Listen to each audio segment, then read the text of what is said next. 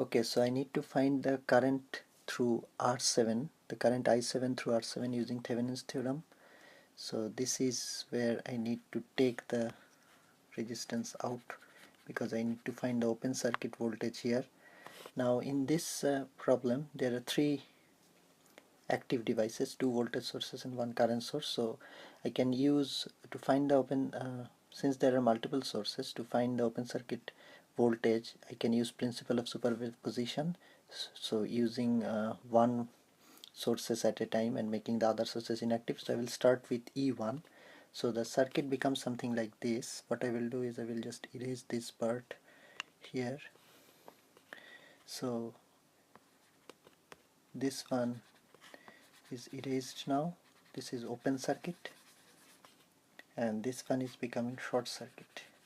So only E1 is considered at the moment, and this is an open circuit anyway, so the circuit becomes something like this.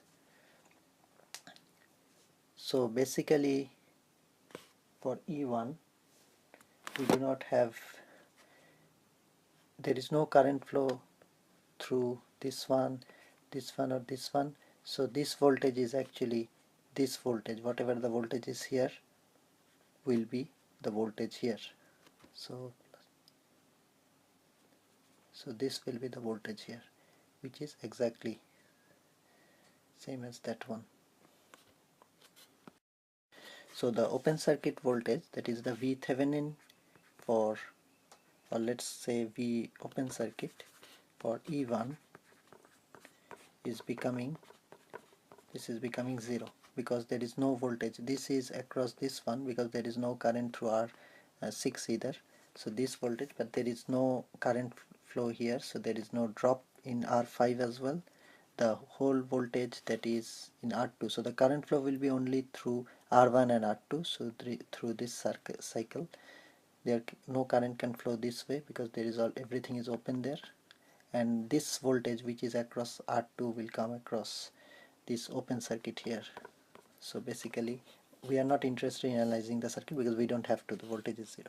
Now when we consider the second source, which is the maybe the other voltage source, the same thing will happen. So basically we have a voltage source there, so this is also getting erased because now this is short circuit and this voltage source is there. So now there will be no flow of current because there is no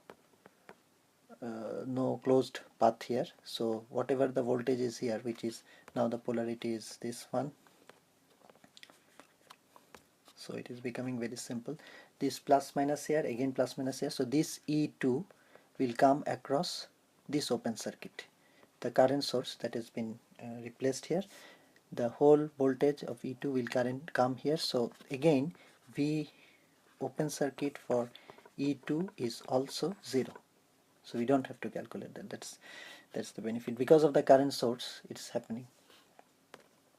Then finally we have to look the effect of the current source. So what will happen is this source is also inactive now, so there's a short circuit here and the current source is coming in. So I will erase these plus minus polarities and the current source will be here. So I am now considering only the current source, and this current will flow through, the current cannot go here because this is open circuit, so this is 0. This current, which is IS1, whatever it is flowing through R5 this way, so the polarity is this direction, and this current is coming here. Then it is splitting up into two currents in R1 and R2, but we don't need to find that because what we are interested only in is the voltage drop across R5, which is the VOC. So now the VOC for IS1 is negative. If we say this voltage like that, it is negative because actual voltage is in the opposite direction. So it is IS1 times R5. This is the VOC and this is the V Thevenin, because the other two, which is the VOC component of E1 and VOC component of E2, so basically these two are 0. So the total V Thevenin is the sum of all these things, but this is just this one. So this is how we can find the V Thevenin here, and then we need to find the open circuit the equivalent resistance looking here. So all the voltage source and current source are inactive, and we will calculate what is the resistance, equivalent resistance. So in order to do that, again all the sources are inactive now, including this one. And looking here, so this is open here, and we need to find this resistance looking here, which is R Thevenin. When we look at it, for the flow of current, this current can come here, but there is an open circuit here, and whatever current goes there also cannot come back. So only resistance is R Thevenin is R6 plus R5. It is as simple as that. It's just coming this way, because current cannot go through R3 because there is no return path. The IS current source is open, so via R4 there is no return path. Similarly, current cannot go there because it cannot come back.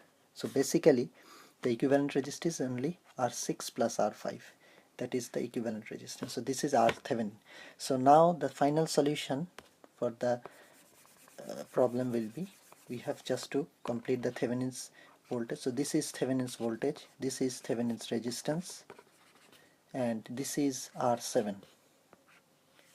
So what we can do, we have seen the Thevenin's voltage is in the opposite direction, so we can change the polarity to that, and this is, as we calculated, IS1 times R5, and this is R7 here, and we need to find what is I7. So R Thevenin is R, so I7 will be just B Thevenin over R Thevenin plus R7. So it's just series circuit, and V Thevenin is what we've calculated earlier, and R Thevenin is this R6 plus R5, and that's how we can find the I7 in this circuit using Thevenin's theorem and also principle of superposition, but basically using Thevenin's theorem.